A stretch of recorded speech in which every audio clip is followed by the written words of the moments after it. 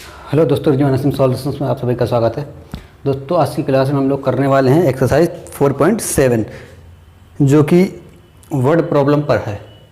पिछली सभी एक्सरसाइजेज में क्या होता था कि हमें समीकरण बनाए दिए रहते थे, हमें सिर्फ लगाना रहता था उसको। लेकिन इस एक्सरसाइज में हमें क्वेश्चन को पढ़ के समीकरण खुद बनाना है, उसके बाद इसको सॉल्व करना है। ठीक है, तो बहुत से बच्चों को इसमें प्रॉब्लम होती है, वो क्वेश्चन को पढ़ के समझ नहीं पाते हैं कि कैसे समीकरण बनाने हैं। तो मेरे साथ साथ चलिए, मैं आपको समीकरण बनाना सिखा दूंगा और फिर जब कोई क्वेश्चन आपके सामने आएगा तो आप उसमें आसानी से समीकरण बना लेंगे। ठीक, तो इसमें पहला क्वेश्चन क्या कह रहा है कि ऐसी दो संख्याएं ज्ञात कीजिए जिनका योग 27 और गुणनफल 182 है। दो संख्याएं हैं जिनका योग 27 है और गुणनफल 182 है। तो इस तरह के क्वेश्चंस को दो तरह से किया जाता है। एक तो दो चर वाले रैखिक समीकरण से, क्योंकि दो नंबर है तो एक को x मान के एक को y मान के, और एक ही चर वाले रैखिक समीकरण से करते हैं। तो एक वाले से ज़्यादा आसान पड़ता है, उसी से करने वाले हैं हम लोग सारे क्वेश्चंस को। ठीक है, एक दो हो सकता है बीच में दो वेरिएबल वाले से करना पड़ जाए। तो अगर मान लेते हैं यहाँ पे दो संख्या हैं, तो मान लिया एक संख्या क्या है, माना एक संख्या x है। ठीक है, तो दूसरी संख्या क्या हो जाएगी, दूसरी संख्या जो होगी वो 27 माइनस x हो जाएगी। क्यों, एक 27 x है तो दूसरी 27 माइनस x होगी। जब जोड़ेंगे दोनों को x कटेगा, 27 बचेगा। ठीक है, ये इसी तरह से होता है जैसे अगर दो लोगों के पास कुल मिला के 50 रुपये है, तो अगर एक के पास 20 रुपये है तो दूसरे के पास कितना होगी, 50 माइनस 20 यानी कि 30 रुपये होगी। ठीक है, तो पहला वाला माइनस कर दिया जाता है टोटल में से। तो यहाँ पे अगर इसका योग 27 है, एक x है तो दूसरा 27 माइनस x हो जाएगा। ठीक है, अब यहाँ पर इनका जो गुणनफल दिया हुआ है, यानी कि x और 27 माइनस x का जो गुणनफल है वो कितने के बराबर आ रहा है, 182 के बराबर आ रहा है। तो बराबर 182 लिख दिया। ठीक है, अब इसको हमें ब्रैकेट को हटाना पड़ेगा। अंदर जब इसका मल्टीप्लाई करेंगे तो 27x हो जाएगा, और इसमें भी करेंगे तो माइनस एक्स स्क्वायर हो जाएगा, इक्वल टू 182। एक्स स्क्वायर को हमें प्लस बनाना पड़ता है।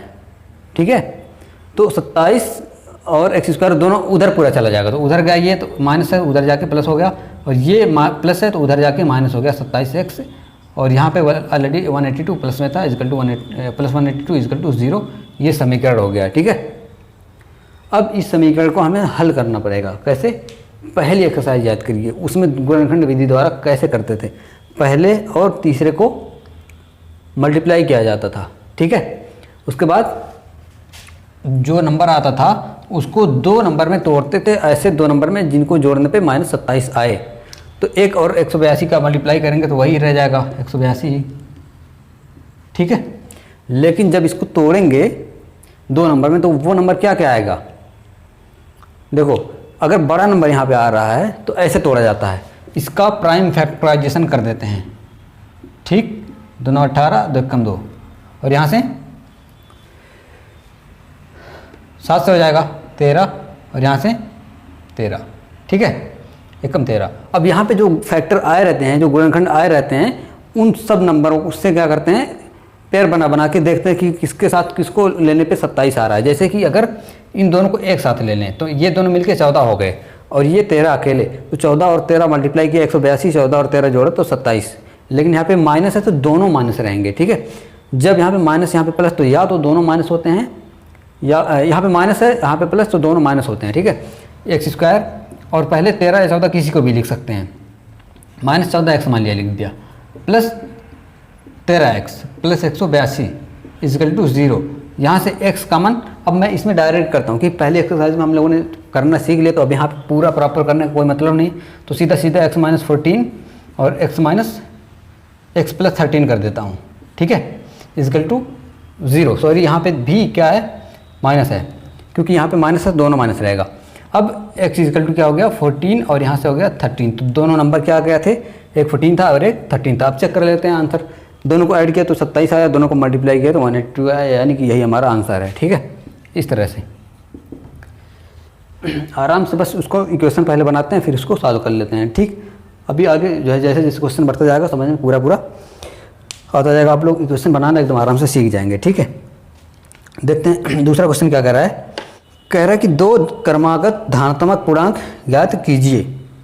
तो सबसे पहले तो हमें ये समझना पड़ेगा कि धनात्मक पूर्णांक कैसे लिखा जाता है वेरिएबल के फॉर्म में। अगर हमें कांस्टेंट के फॉर्म में, अचर के फॉर्म में लिखना हो तो 1 2 3 4 5 ये क्या है, ये एक धनात्मक पूर्णांक है, ठीक है।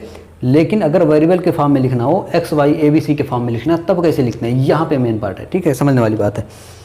तो देखो, अगर धनात्मक पूर्णांक बोलता है किसी क्वेश्चन में, ठीक है, तो हमें पहला जो नंबर होता है उसको x मानना पड़ता है, मेन होता है फर्स्ट। अगर वो पता चल गया तो आगे के सारे नंबर्स पता चल जाते हैं। मान लेते हैं कि पहला क्या है, x है, तो दूसरा क्या होगा, कोई भी धनात्मक पूर्णांक अगर उसके आगे वाला, एक पहला पता है, उसके आगे वाला चाहिए तो उसमें 1 ऐड करना पड़ता है। जैसे कि 1, अगला कब मिलेगा, जब उसमें 1 ऐड करोगे, फिर उसका अगला कब मिलेगा, जब उसमें 1 और ऐड करोगे, है ना। तो यहाँ पे पहला पता चल गया, आगे 1 1 ऐड करते चले जाते हैं। दूसरा क्या हो जाएगा, x+1। इसी तरह से तीसरा क्या हो जाएगा, x+2। चौथा क्या हो जाएगा, x+3। ऐसे डायरेक्ट 1 1 ऐड करते जाते हैं। लेकिन इस क्वेश्चन में हमें सिर्फ 2 ही कहा है, तो बस इतना ले लेंगे, ठीक है। रिमाइंड करा दूँ एक बार और, अगर यहाँ पर पहले भी ये बता चुका हूँ, ठीक है, सम होता है, सम कह रहा है ना, तो पहला जो नंबर होता है उसको 2x मानना पड़ता है, क्योंकि जब आगे 2 होता है तभी तो सम बनता है कोई नंबर, जब 2 से वो डिविजिबल होता है ना, तब वो सम बनता है। तो पहला नंबर 2x मानना पड़ता है, उसके बाद आगे इसमें 2 2 ऐड करते हैं, 2 2 ऐड करते चले जाते हैं। 1 अगर ऐड करेंगे तो जैसे सम है, मान लेते हैं सम क्या है 4, अगर इसमें 1 ही ऐड करोगे तब तो ये भी सम बन जाएगा। सम में क्या करना पड़ेगा, अगर अगला सम चाहिए तो 2 ऐड करना पड़ेगा, तब मिलेगा 6। 6 के बाद अगला सम क्या है, 8 है, तो जब इसमें 2 ऐड करोगे तब 8 मिलेगा। यानी कि अगर हमें पहला पता है तो उसमें 2 2 ऐड करेंगे, सम मिलता चला जाता है। विषम में क्या होता है कि 2x+1 मानना पड़ता है, पहला 2x+1 पहला नंबर मानते हैं, उसके बाद उसमें 2 2 ऐड करते चले जाते हैं। जब इसमें 2 ऐड करेंगे तो ये हो जाएगा 3, और जब इसमें ऐड करेंगे तो ये हो जाएगा 5। यहाँ पे ऐड होता है, क्योंकि नंबर के साथ ऐड होगा, वेरिएबल के साथ नहीं होगा, ठीक है। तो यहाँ पे 2 ऐड करेंगे 5 हो जाएगा, आगे ऐड करेंगे तो 2x+7 ऐसे आगे चला जाता है, ठीक। ये तो बात की बात। अभी इस क्वेश्चन में हमें धनात्मक पूर्णांक कहा था और 2 ही कहा था, तो हमने एक को x मान लिया और अगला उसमें 1 जोड़ने पर मिल गया, ठीक। अब आगे क्या करना है हमें, क्या कह रहा है कि इन दोनों के वर्गों का योग 365 है, तो इसका वर्ग कर दिया, x² हो गया, x+1 का वर्ग कर दिया, x+1 का होल स्क्वायर हो गया। ये बराबर किसके है, 365 के, ठीक है। तो 365 बराबर रख दिया। अब इसको प्रसार करेंगे तो x² यहाँ से क्या हो जाएगा, a + b के होल स्क्वायर से x² + 2x+1 = 365, ठीक है। ये दोनों मिलके 2x² हुआ, और यहाँ से ये 2x है, और ये जब इधर आया तो 365 माइनस होकर आया, इसके साथ 1 ऐड होकर 364 हो गया, = 0, ठीक है। यहाँ से 2 का मान आ रहा है, तो x² + x - 182 = 0। अब ये क्वेश्चन पिछले की तरह है, यानी कि मल्टीप्लाई करके 182 लाना है और ऐड करके वहाँ पे -27 लाना था, यहाँ पे +1 लाना है। तो जो नंबर्स आएंगे दोनों वही रहेंगे, 39 14 ही, ठीक है। x+14 और x - 13 इसका जो है गुणनखंड हो जाएगा।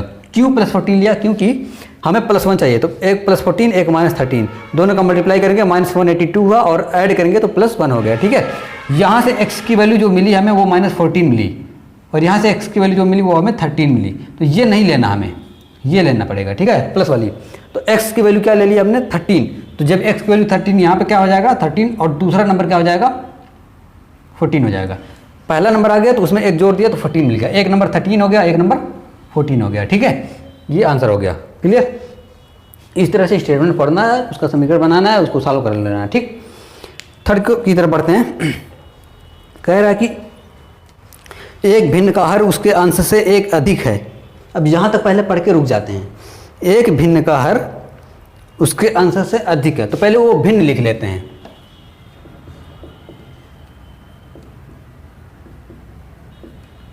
क्या हो जाएगी, अगर हर अंश से एक ज़्यादा है, तो अगर अंश एक माना, x माना है, छोटे वाले को हमेशा माना जाता है, अंश छोटा है तो अंश को x मान लिया, हर इससे कितना ज़्यादा है, एक ज़्यादा है, तो x + 1, ठीक है। एक भिन्न का हर उसके अंश से एक ज़्यादा है, हर एक ज़्यादा है तो हर में एक जोड़ दिया, अंश x था, हर x + 1 हो गया, ठीक है। अब आगे क्या कर, आगे बढ़ते हैं। भिन्न का 3 गुना, इस भिन्न का क्या किया, 3 गुना कर दिया, तो यहाँ पे क्या कर दिया हमने, 3 से मल्टीप्लाई कर दिया, ठीक है। उसके व्युत्क्रम के दोगुने से एक कम है। अब इसका व्युत्क्रम क्या होगा, इसको एक स्टेप नीचे कर देते हैं, ठीक है। अकॉर्डिंग टू क्वेश्चन यहाँ पे प्रश्न अनुसार करके x प्लस 1 है। अब इसका 3 गुना कह रहा है कि इसके व्युत्क्रम का 2 गुना। व्युत्क्रम का मतलब क्या होता है, इसको उल्टा कर दो, पैर को ऊपर सर को नीचे। x प्लस 1 को ऊपर नीचे करेंगे तो ये x प्लस 1 ऊपर हो जाएगा, x नीचे हो जाएगा, ठीक है। अब ये जो है इसके व्युत्क्रम, अपने के व्युत्क्रम यानी कि ये इसका व्युत्क्रम हो गया, उसके 2 गुना, तो 2x कर दिया, से एक कम है। कौन कम है, ये कम है, ठीक है। तो इस कम की तरफ एक ऐड करें या फिर ज़्यादा की तरफ एक सब्ट्रैक्ट कर दें। तो चलो ज़्यादा की तरफ एक सब्ट्रैक्ट कर देते हैं, तो -1 कर दिया, ठीक है। समझते हैं आराम से। देखो ये भिन्न थी, उसका 3 गुना, उसके रेसिप्रोकल व्युत्क्रम किया, के 2 गुने तो 2 गुना किया, से एक कम है, ये कम है, तो ज़्यादा की तरफ एक ऐड करो या कम की तरफ, ज़्यादा की तरफ एक सब्ट्रैक्ट करते हैं या कम की तरफ एक ऐड करते हैं। तो हमने ज़्यादा की तरफ एक सब्ट्रैक्ट कर दिया। अब ये क्वेश्चन जो है कहीं देखा हुआ लग रहा है, पहचाना सा लग रहा है, मैंने शायद तुम्हें पहले भी कहीं देखा है। अजनबी नहीं हो तुम, एक्सरसाइज 4.5 के हो, ठीक है। यानी कि ये 4.5 में इस तरह के क्वेश्चंस को हमने करना सीखा है। कैसे करते थे, जिस साइड में 2 टर्म होते थे, जैसे यहाँ पे 1 2, उसको पहले लघुत्तम लेकर के 1 बनाया जाता था, नीचे कर देंगे 1 और इसका ले लेंगे एलसीएम, x हो जाएगा यहाँ पे, और यहाँ पे क्या हो जाएगा 2x प्लस 2। ये ब्रैकेट में है, ये नंबर एक साथ है, तो 2 दोनों में जाएगा, x में भी और 1 में भी, और यहाँ से 2x हुआ, इधर से 3x अपान x प्लस 1। अच्छा एक चीज़ और, ये दोनों कैंसिल हो गया, ठीक है। यहाँ पे कुछ मिस्टेक हो रही है, ये 2 नहीं रहेगा, 2 नहीं रहेगा, तो यहाँ से क्या बचेगा x प्लस 2, यहाँ से 3x अपान x प्लस 1, और यहाँ से x प्लस 2 अपान x। अब इसका क्रॉस मल्टीप्लाई, जब एक एक टर्म दोनों तरफ आ जाते हैं, एक एक पद आ जाते हैं, तो क्रॉस मल्टीप्लाई कर देते हैं, ठीक है। तो 3 का x में किया तो 3x² और बराबर कर दिया। इसका करेंगे x प्लस 1 का x प्लस 2 में, तो क्या मिल जाएगा, डायरेक्ट करते हैं, x² प्लस 3x प्लस 2 मिल जाएगा। अब ये x² एक इधर से कटेगा तो बचेगा 2x², 3x इधर आया तो -1 के आया, 2 इधर आया तो -1 के आया, इक्वल टू 0। अब इसका हमें गुणनखंड करना है, पहले और तीसरे का मल्टीप्लाई कर देते हैं, 2 × -2 -4 हो गया। अब -4 को ऐसा तोड़ेंगे कि माइनस ऐड करने पे -3 आए, ठीक है। तो क्या आएगा, -4 और 1 मल्टीप्लाई करने पे -4 आ गया, ऐड करने पे -3 आ गया, ठीक है। तो यहाँ से क्या हो जाएगा, 2x² यहाँ कर देते हैं, 2x² -4x plus x -2 equal to 0। तो यहाँ से क्या कॉमन होगा, 2x कॉमन होगा, x -2 बचेगा, यहाँ से 1 कॉमन होगा, x -2 बचेगा इक्वल टू 0। तो x इक्वल टू 2, इससे 2 हो गया, और 2x प्लस 1 से -1/2 हो गया, ठीक है। x इक्वल टू क्या हो गया, एक हो गई 1/2, एक हो गई -1/2, क्लियर। अब चेक कर लेते हैं कि कौन सही है, चेक कर लेते हैं। अगर यहाँ पे क्या रखेंगे 2, तो ये क्या हो जाएगा 3/2, भिन्न एक, इस भिन्न का हर जो है अंश से एक ज़्यादा है, ठीक है।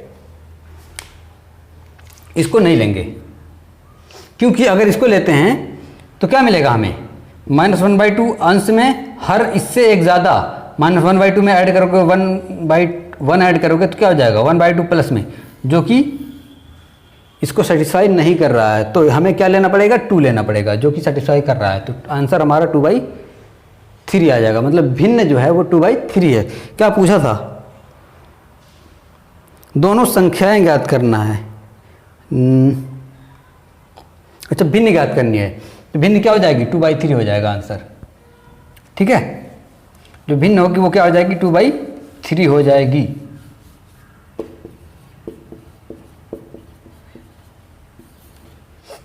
आराम से करते हैं अपन लोग, ठीक है, कोई जल्दी नहीं है।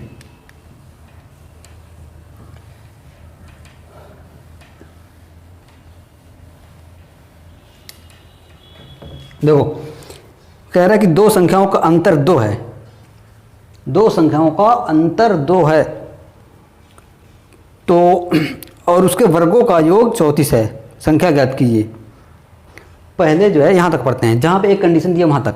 दो संख्याओं का अंतर 2 है, ठीक है।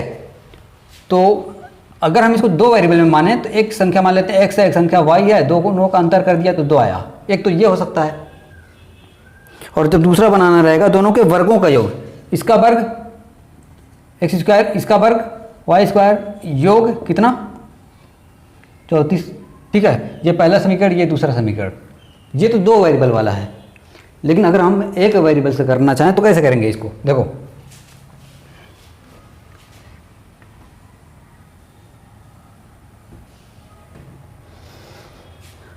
कह रहा है कि दो संख्याओं का अंतर 2, तो माना एक संख्या क्या हो गई x, ठीक, एक संख्या x हो गई, तो दूसरी संख्या क्या होगी, दूसरी संख्या क्या होगी। अब पिछले क्वेश्चन में हमने क्या किया था, 2 - x किया था कि नहीं किया था, लेकिन वहां पे योग दिया था दोनों का, तब यहाँ पे अंतर दिया हुआ है तो 2 + x कर देंगे। जो टोटल दिया होता है, ठीक है, उसमें अगर यहाँ पे अंतर कह रहा है तो योग कर दिया 2 + x, है ना। और पहले क्वेश्चन में क्या था, दोनों का योग 27 था। जब योग कहा था तो माइनस कर दिया था बीच में, ठीक है। याद करो पहला क्वेश्चन 27 दोनों का योग था और एक संख्या x थी, तो दोनों दूसरी संख्या माइनस कर दिया था। यहाँ पे अंतर दिया है दोनों का, एक संख्या x है तो दूसरी संख्या 2 + x हो जाएगी, उल्टा कर देते हैं, ठीक है, इस तरह से। अब थोड़ा सा आसान हो गया, 2 चर वाले से तो आसान हो गया। अब इसमें क्या कह रहा है कि दोनों के वर्गों का योग 34 है, यानी कि इसका वर्ग x² का और इसका वर्ग 2 + x का, दोनों का वर्ग कितना है 34 है। तो इसको सॉल्व कर लो, x² प्लस यहाँ से 4, यहाँ से x² प्लस यहाँ से 4x = 34। अब ये दोनों मिलके 2x² हो गए और यहाँ से प्लस 4x, और ये 34 इधर आएगा तो इसके साथ होके 30 बचेगा ऐड होके, ठीक है। अब इसमें से 2 कॉमन ले लेते हैं, x² + 2x - 15 = 0। इसको जब ब्रेक करेंगे तो x + 5 आएगा और x - 3 आएगा। जब यहाँ पे एक माइनस, यहाँ पे माइनस, तो दोनों में से कोई एक माइनस, ये बताता है कि कौन माइनस रहेगा। अब यहाँ पे प्लस तो बड़ा वाला प्लस, यहाँ पे माइनस तो बड़ा वाला माइनस, तो ये है x + 5 को 0 कर दिया, ठीक है। तो x = क्या हो गया -5, यहाँ से x - 3 = 0 कर दिया तो x = क्या हो गया 3 हो गया, ठीक है। अब इसकी वैल्यू जो है यहाँ पे रखते हैं क्वेश्चंस में। पहला नंबर क्या माना था हमने, x माना था, तो पहला नंबर यहाँ पे क्या आया 3 आया। दूसरा नंबर क्या माना था 2 + x माना था, तो 2 ऐड कर दिया यानी कि 5 आ गया। एक नंबर 3 हो गया, एक नंबर 5 हो गया। लिखते इस तरह से हैं, पहला नंबर 3,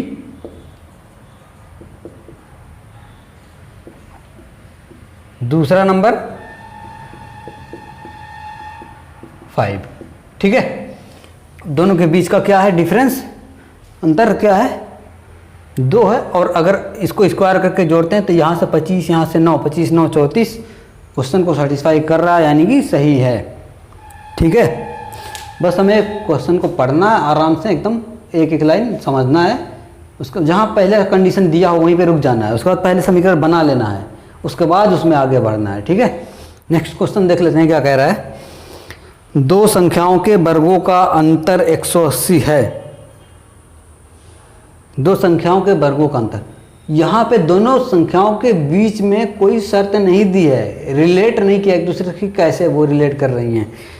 दोनों के वर्गों का अंतर, यानी कि यहाँ पर एक वेरिएबल से अगर हम करना चाहें तो अभी तक जितना पढ़ा उससे नहीं हो पाएगा, ठीक है। हमें 2 वेरिएबल से करना पड़ता है इसमें। अगर ये जहाँ तक अभी क्वेश्चन पढ़ा उसकी बात करें वहाँ तक की, तो वहाँ से अगर इक्वेशन बनाना चाहें तो 2 संख्या मानना पड़ेगा, एक x एक y, दोनों का वर्ग करके अंतर 180 करना पड़ेगा, ठीक है। लेकिन हमें तो 2 चर वाले से नहीं करना है, एक वाले चर से करना है, यानी कि आगे बढ़ते हैं। हो सकता है इसमें और आगे कुछ शर्त दोनों के बीच में दी हो, वहाँ से समीकरण बन जाए, ठीक है। जब दोनों संख्याएं एक दूसरे से रिलेट हो जाती हैं, सीधा सीधा बोल देते हैं, तब वहाँ से समीकरण बनता है। अभी सिर्फ ये कहा कि दोनों के वर्गों का अंतर है, यानी कि दोनों संख्याओं में कुछ वो नहीं दिया है। ठीक है, आगे पढ़ते हैं। छोटी संख्या का वर्ग बड़ी संख्या का 8 गुना है। इसको 2 4 वाले रैखिक समीकरण से करना पड़ जाएगा हमको।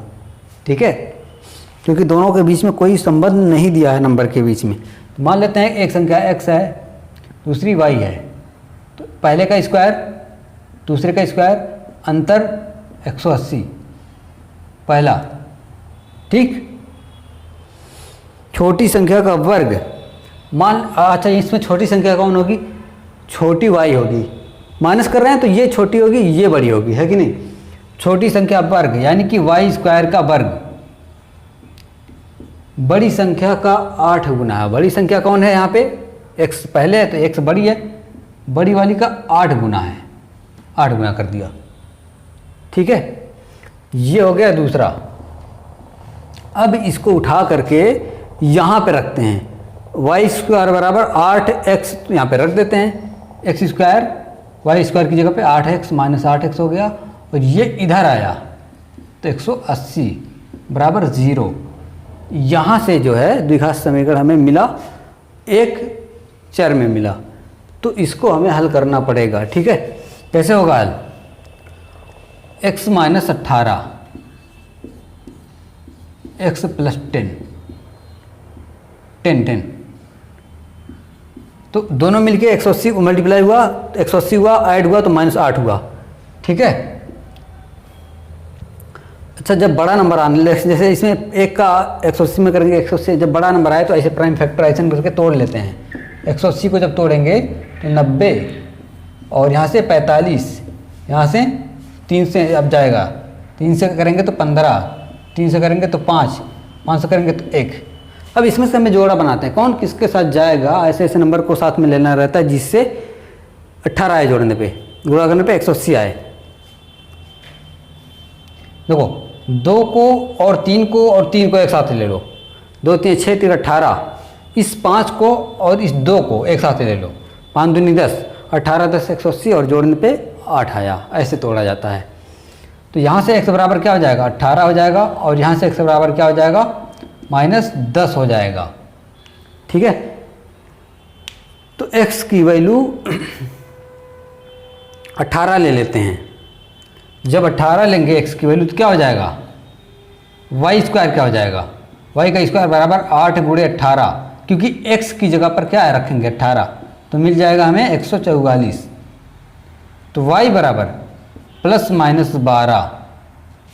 ठीक है, x की दोनों की वैल्यू क्या आ गई? ये पूछा था कि दोनों संख्याएं क्या हैं। एक संख्या क्या है?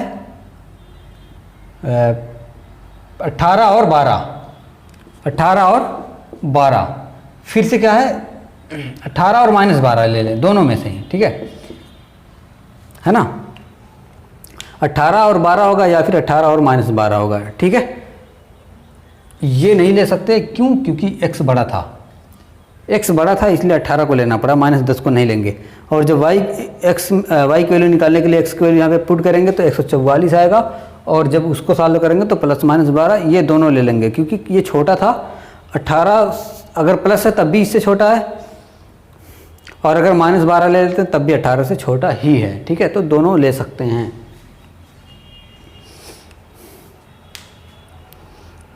अब आते हैं नेक्स्ट क्वेश्चन की तरफ। क्या कह रहा है? इजी है ये सब, बस हमें समझना होता है इसको। क्वेश्चन क्या कह रहा है कि एक प्राकृतिक संख्या में जब 12 की वृद्धि की जाती है, अब यहाँ पे हमें एक नंबर दिया हुआ है तो इसलिए हम उसको तुरंत मान लेते हैं कि वो x है। माना वो संख्या क्या है? x है। ठीक है, जब इसमें 12 की वृद्धि की, 12 जोड़ दिया तो x प्लस 12। ठीक, आगे तो वह अपने व्युत्क्रम के 160 गुने के बराबर हो जाता है। वह संख्या अपने व्युत्क्रम यानी कि x का व्युत्क्रम तो क्या हो जाएगा? 1/x हो गया, कि 160 गुने के बराबर हो जाती है। 160 से मल्टीप्लाई कर दिया। ठीक है, अच्छा, इसमें कन्फ्यूजन तो नहीं होता है कि यहाँ पे 160 मल्टीप्लाई करेंगे इधर की इधर? ये संख्या व्युत्क्रम का 160 गुना तो कम की तरफ हमें करना पड़ेगा, ठीक है। तो वह संख्या ज्ञात करना। अब ये बराबर हो गई, जब इसको व्युत्क्रम करके 160 से मल्टीप्लाई किया तब ये संख्या बराबर हो गई। अब इसी को हमें सॉल्व कर लेना है। इसको 160/x कर देते हैं, है ना। इसको हमें द्विघात समीकरण बनाना पड़ेगा। ये भी जो है किससे रिलेटेड है? 3.4 में जिस तरह के क्वेश्चन हमने किया 3.5 में, उससे रिलेटेड है ना। x से सब में मल्टीप्लाई कर देते हैं। यहाँ से जब x से किया x² हो गया, यहाँ पे जब x से किया तो 12x हो गया, यहाँ पे जब x से किया तो ये कट गया, 160 बचा, 160 इधर आया तो -160 हो गया, ठीक है। जो हर होता है उसी से मल्टीप्लाई करते हैं सब में। तो यहाँ से कर दिया x², यहाँ से किया तो 12x, ये 160 बचा, जब ये कट गया इधर आया तो -160। जब इसको हम लोग तोड़ेंगे तो 1 का 160 में मल्टीप्लाई करेंगे तो 160 आएगा, और इसको तोड़ेंगे 12 आना चाहिए। तो ऐसे करो, ऐसे तोड़ो, 80, 40, 20, 10, 5, 1। किसको किसका साथ लेंगे? 12 है। देखो, अगर 2 दूनी 4, दूनी 8 एक साथ ले लें और 2 दूनी 4 पंजे 20 एक साथ ले लें तो 20 और 8 मल्टीप्लाई होके 160 और ऐड होके उसमें से एक कोई माइनस रहेगा, ठीक है। तो 20 को प्लस करना पड़ेगा क्योंकि बड़ा वाला यहाँ पे प्लस है, और 12 को माइनस करना पड़ेगा, 8 को माइनस करना पड़ेगा। तो मल्टीप्लाई हुआ तो -160 हो भी गया और ऐड करने पे 12 भी आ गया, यानी कि ये 20 और 180 8 है। x² + 20x - 8x -160 बराबर 0। यहाँ से जो गुणनखंड आएगा वो उसका x + 20 आएगा और x - 8 आएगा बराबर 0। तो x बराबर -20, x बराबर 8। यहाँ पे क्या कर रहा था कि हमें कौन सा नंबर लेना पड़ेगा? x बराबर 8 ले लेते हैं, ठीक है। अगर 8 लेते हैं, चेक कर लिया जाता है आंसर जो कि किसको सेटिस्फाई कर रहा है। x बराबर अगर 8 ले लेते हैं तो क्या हो जाएगा? उसमें 12 जोड़ दो, जब 12 जोड़ेंगे तो 20 मिल जाएगा। व्युत्क्रम 1/8, 8 संख्या माना है, उसका व्युत्क्रम 1/8। अब इसमें 160 से मल्टीप्लाई करेंगे तब जाके ये 20 होगा, यानी कि तब बराबर हो जाएगा, यानी कि जो नंबर है हमारा वो 8 है, इसको सेटिस्फाई कर रहा है। इस पर रख के देखेंगे नहीं करेगा, अभी देख लेना। नंबर क्या माना? 20 -20, इसमें क्या जोड़ा? 12, तो क्या मिला? -8।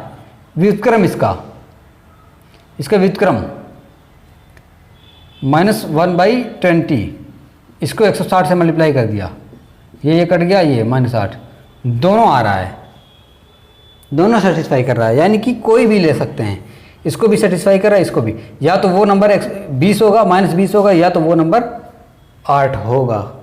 तो दोनों लिख सकते हैं क्योंकि दोनों को सेटिस्फाई कर रहा है, हमने चेक कर लिया, ठीक है।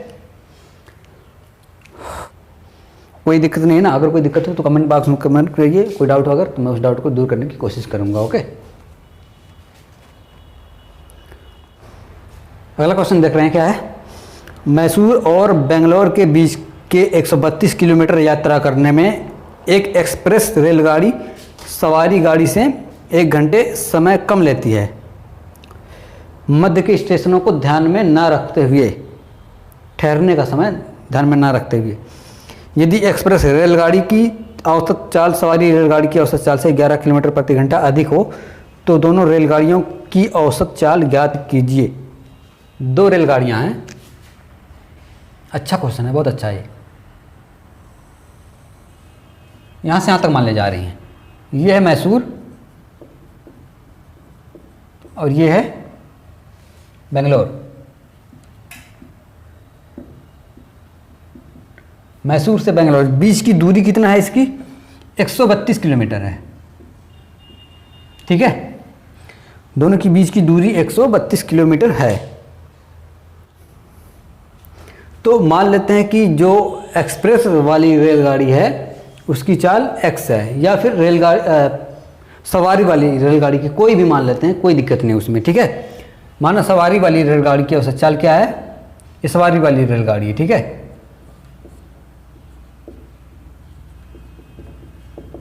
इसकी चाल मान लिया x है, किलोमीटर पर आवर, ठीक। तो ये यहाँ से यहाँ तक जाने में कितना टाइम लगाएगी,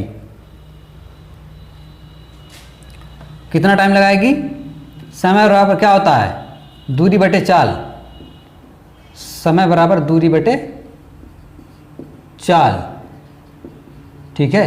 तो समय मान लेते हैं t लगा रही है और दूरी क्या है? 132 किलोमीटर है और चाल क्या है इसकी? x किलोमीटर प्रति घंटा, इतना ये घंटा हुआ। और दूसरी वाली रेलगाड़ी जो है एक्सप्रेस रेलगाड़ी है, एक्सप्रेस वाली रेलगाड़ी की चाल मान लेते हैं क्या है? y किलोमीटर प्रति घंटा है। y नहीं मानेंगे, ये इस क्वेश्चन में कह रहा है कि उसकी चाल इससे 11 किलोमीटर ज़्यादा है, ठीक है। तो कितना हो जाएगी? x प्लस 11 किलोमीटर हो जाएगी पर आवर, है ना। इससे ये 11 किलोमीटर ज़्यादा स्पीड है, ठीक है। इसकी 11 किलोमीटर पर घंटा, तो x प्लस 11 हो गया। अब इसको कितना टाइम लगा? 1 घंटे कम लग रहा है उससे, ठीक है। जब इसकी स्पीड तेज है तो इसको कम टाइम लगेगा, और कितना कम लग रहा है? 1 घंटा लग रहा है कम। तो t पहले से था 1 घंटा, इसमें कम कर दिया t-1, क्लियर। इसको t लग रहा था, इसको 1 घंटा कम लग रहा है, तो t-1 घंटे, और दूरी तो वही रहेगी चाल, लेकिन इसकी x प्लस 11 है, ठीक है। अब यहाँ से एक समीकरण और यहाँ से एक समीकरण बना, इन दोनों को हमें सॉल्व करना पड़ेगा ऐड करके या सब्ट्रैक्ट करके। अगर हम इसको ऐड करेंगे तो टी नहीं करेगा, क्योंकि हमें चाल पूछ रहा है, चाल हमने माना है x, यानी कि t को हटाना पड़ेगा। t कैसे हटेगा?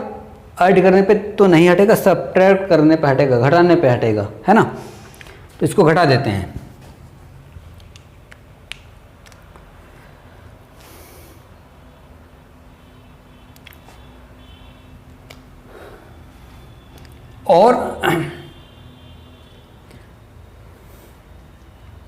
और घटाने में जो पहले बड़ा होता है वो पहले लिखा जाता है। इसमें और इसमें कौन बड़ा है? ये बड़ा है। क्यों? हर जितना छोटा भिन्न उतनी बड़ी, हर जितना बड़ा भिन्न उतनी छोटी, तो ये बड़ा है ना। इसको पहले लिखेंगे 132 बटे एक्स माइनस 132 बटे एक्स प्लस 11 बराबर क्या हो जाएगा? 1 हो जाएगा। जब ये घटेगा तो t माइनस 1, तो ये प्लस बन जाएगा और ये टी कैंसिल हो जाएगा इस तरह से, t माइनस 1, तो ये माइनस उसको कट जाएगा, इससे माइनस उसको प्लस बना देगा तो 1 हो जाएगा, ठीक है। अब इसका एलसीएम लेना पड़ेगा। एलसीएम क्या हो जाएगा?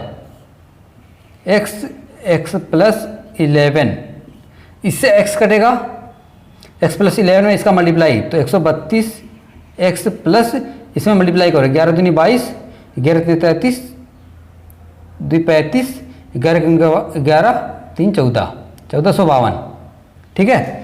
बराबर कितना हो जाएगा? 1 के। और जब यहाँ पे ये भी तो है, x प्लस 11 का इससे कट जाएगा, तो यहाँ पे x बचेगा, 132 x हो गया, ठीक है। ये x प्लस 11 इससे कटा, x इसमें मल्टीप्लाई होगा 132 में, तो माइनस 132x आया, और ये इससे कैंसिल हो गया, ठीक है। तो 1452 बचा। और यहाँ से जब इसका क्रॉस मल्टीप्लाई करेंगे 1 में, तो क्या मिलेगा हमें? X square plus 11x equal to 1452। तब जब इधर माइनस में होगा तो माइनस हो जाएगा, ये equal to 1252। X square plus 11x equal to 1452, और जब इधर आया तो माइनस बन गया। अब इसी का हमें क्या करना पड़ेगा? गुणनखंड निकालना पड़ेगा। कैसे निकालेंगे? जब बड़ा नंबर आ जाता है, बताया कि क्या करते हैं? गुणनखंड करते हैं ऐसे। 1452 का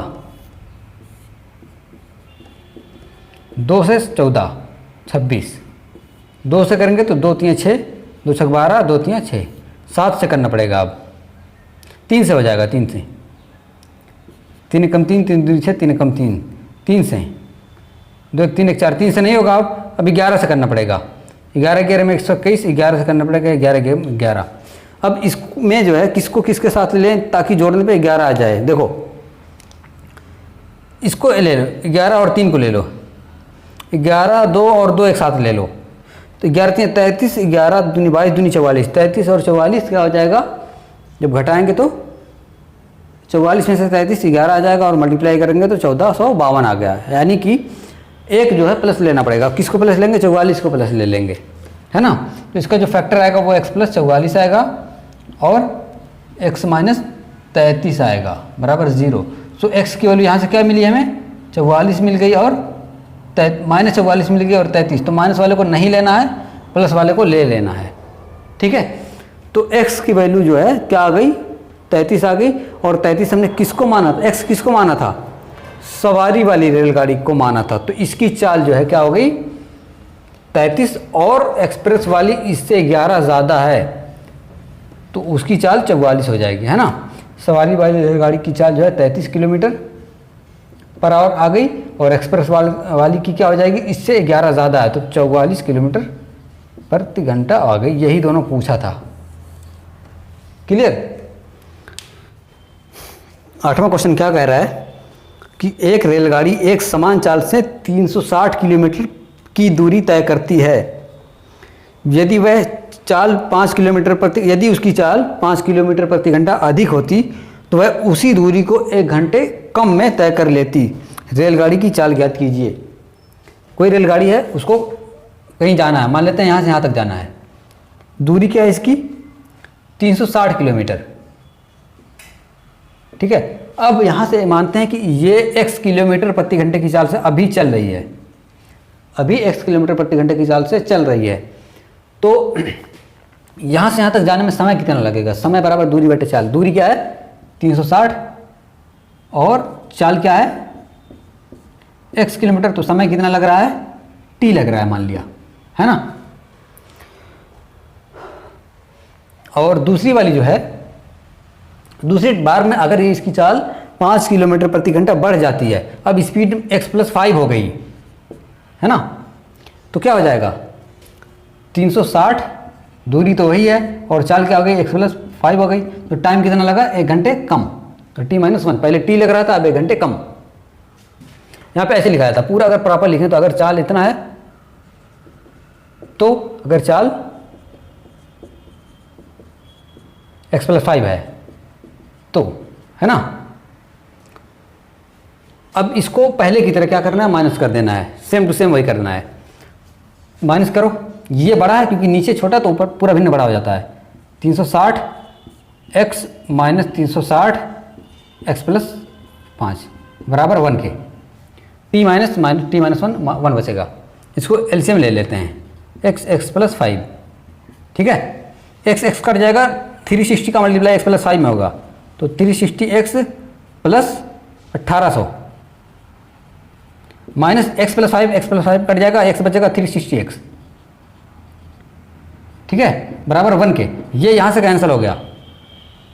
अब यहां पे क्या बचा, x + 1 x + 5 दोनों मिलके x² + 5 हुआ जब मल्टीप्लाई हुआ। और यहाँ पे जब क्रॉस मल्टीप्लाई किया गया इसको 1800 का 1 में करेंगे तो क्या हो जाएगा 1800, और जब इधर आएगा तो 1800 माइनस हो जाएगा, ठीक है। क्रॉस मल्टीप्लाई किया जाता है इसमें, x का मल्टीप्लाई इसमें x², फिर इसमें +5x बराबर 1800 का 1 में 1800, जब लेफ्ट आया तो माइनस हो गया। अब हमें ऐसा 2 नंबर 1800 को तोड़ना ऐसे 2 नंबर में कि जोड़ने पे क्या है +5 आए और मल्टीप्लाई करने पे 1800 आए। तो जब इसको ब्रेक करके तोड़ेंगे तो क्या क्या आएगा, एक तो 45x आएगा और एक 40 आएगा, -40 लेना पड़ेगा। 45 और 40 का गुणा कितना होता है 1800, और जोड़ेंगे तो 5 आएगा, -1800 बराबर 0। x + 45 -14 x + 45, x बराबर क्या हो जाएगा -45, और यहाँ से x बराबर क्या हो जाएगा 40। जब ये एक साथ लेंगे तो x - 40 और x = 40 वहाँ से हो जाएगा। इसको तो नहीं ले सकते क्योंकि रेलगाड़ी की चाल माइनस में तो आएगी नहीं, प्लस में आएगी, तो x = 40 ले लिया, ठीक है। अब क्या पूछा था, रेलगाड़ी की चाल ही पूछा था, तो यही हमारा आंसर हो गया। ठीक है, नेक्स्ट देख लेते हैं क्या कह रहा है। कह रहा है कि एक समकोण त्रिभुज की ऊंचाई उसके आधार से 7 सेंटीमीटर कम है। चलो समकोण त्रिभुज बनाते हैं। एक समकोण त्रिभुज है ये, इसकी जो ऊंचाई है वो आधार से 7 कम है। तो आधार को अगर x मान लिया तो ऊंचाई को कम कर दिया 7, यही तो हुआ। ऊंचाई कम है तो इसको x मान के उसमें से 7 कम कर दिया, x प्लस x माइनस 7। अब क्या कह रहा है कि यदि कर्ण 13 है, ये जो है 13 है, तो अन्य दो भुजाएं ज्ञात कीजिए, यानी कि आधार और लंबाई ऊंचाई बतानी है। कैसे निकालेंगे, देखो समकोण त्रिभुज में कर्ण का स्क्वायर बराबर होता है आधार का स्क्वायर प्लस लंब का स्क्वायर। पाइथागोरस थ्योरम का नाम तो सुना ही होगा।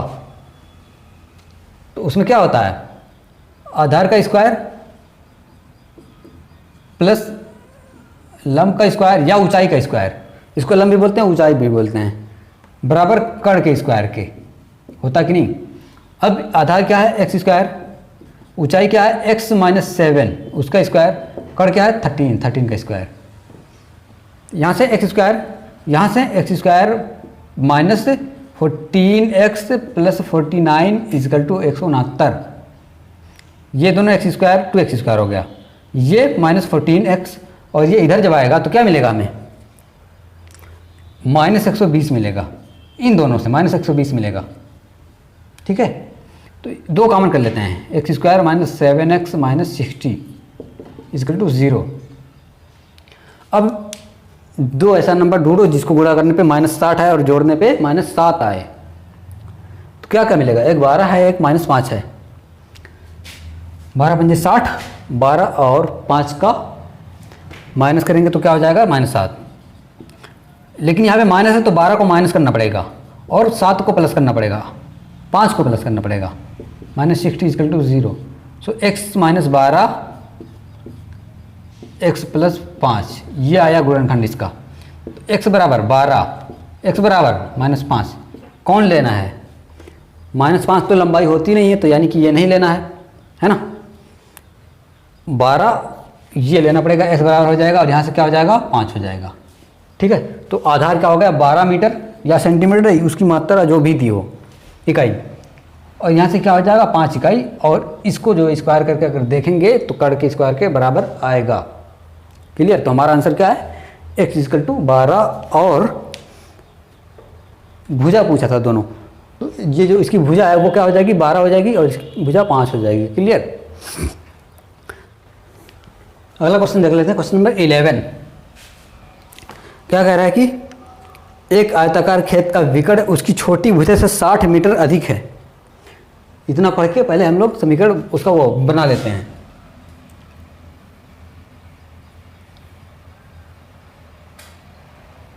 ये होता है आयत का विकर्ण, सामने वाले किनारे को कोने को मिला देते हैं। ठीक है, ये विकर्ण है और ये छोटी भुजा से 60 अधिक है।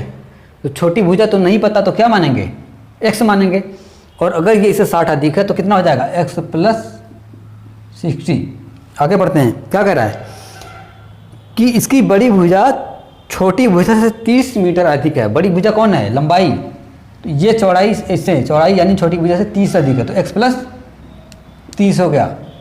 अब आगे क्या कहा है कि तो खेत की भुजाएं ज्ञात कीजिए, यानी कि लंबाई और चौड़ाई बतानी है। लंबाई और चौड़ाई कैसे पता चलेगी, जब हम x की वैल्यू निकाल लेंगे और उस पर ले जाके रख देंगे। ठीक है, तो अगर हम इतने को देखें, इसको हटा दें, है ना, तो ये एक समकोण त्रिभुज बन रहा है जिसका यहाँ पे कर्ण क्या है x प्लस 60, आधार क्या है x प्लस 30 और लंब क्या है, ऊंचाई क्या है x है। तो वही कर्ण का स्क्वायर, लंब का आधार का स्क्वायर क्या है x प्लस 30, लंब का स्क्वायर क्या है x स्क्वायर है, बराबर होगा कर्ण के स्क्वायर के, यानी कि x प्लस 60 के स्क्वायर के। आधार का स्क्वायर प्लस लंब का स्क्वायर इक्वल टू कर्ण के स्क्वायर के बराबर। अब यहाँ से सॉल्व कर लेते हैं इसको ना, एक्स स्क्वायर यहाँ से मिलेगा तो 2x स्क्वायर होगा, यहीं पे एक बार में कर दिया, प्लस ये कितना हो जाएगा 60x प्लस 900, ये a प्लस बी के होल स्क्वायर से टूटा, a स्क्वायर एक्स स्क्वायर हुआ plus 2ab 2x into 30 60x हुआ और b का स्क्वायर 900, ये एक्स स्क्वायर यहाँ पे था इसलिए यहीं पे एक ही बार में 2x स्क्वायर कर दिया। इधर से एक्स स्क्वायर प्लस 120x हुआ प्लस 3600। अब यहाँ से एक्स स्क्वायर कट जाएगा तो बचेगा एक्स स्क्वायर, यहाँ से 60x, यहाँ से 120x, ये इधर आएगा तो -100 क्या आएगा, तो बचेगा -60x। और ये 900 है और ये 3600 है, तो जब दोनों माइनस होंगे कितना बचेंगे, -2700 बचेगा बराबर 0। उधर पूरा इधर आ गया तो वहाँ पे 0 हो गया, ठीक है। अब इसको हमें सॉल्व करना पड़ेगा। दो ऐसा नंबर जिसको गुणा करने पे 2700 है और जोड़ने पे 60 है, तो क्या है, एक होगा 90, एक होगा 30, ठीक है। तो x माइनस 30 और x प्लस 30 करते हैं, x माइनस 90 करते हैं, तब होगा। क्योंकि अगर यहाँ पे माइनस चाहिए तो बड़ा वाला माइनस रहता है, अगर मल्टीप्लाई प्लस चाहिए तो यहाँ पे बड़ा वाला प्लस रहता है, तो यहाँ माइनस है, ठीक है, इसलिए बड़े वाले को माइनस ले लिया। जब इसको मल्टीप्लाई करके चेक करेंगे तो यही आ जाएगा। अब x की वैल्यू यहाँ से क्या मिली, -30 मिली, और x की वैल्यू यहाँ से क्या मिली, 90 मिली। तो इसको तो नहीं लेना है, ठीक है, क्योंकि लंबाई माइनस में थोड़ी होती है। x = 90, तो ये कितना हो गया 90, ये कितना हो गया 120, ये कितना हो गया 150। क्लियर है, यही आंसर आ गया, ठीक है। इस एक्सरसाइज में कुल 25 क्वेश्चन हैं, तो आज 10 हो गया। एक क्वेश्चन छोड़ दिया मैंने, 4.1 से रिलेटेड एकदम से क्वेश्चन था इसलिए 10 किया है, और बाकी जो 15 बच रहे हैं उसको अगली क्लास में कर लेंगे हम लोग, ठीक है।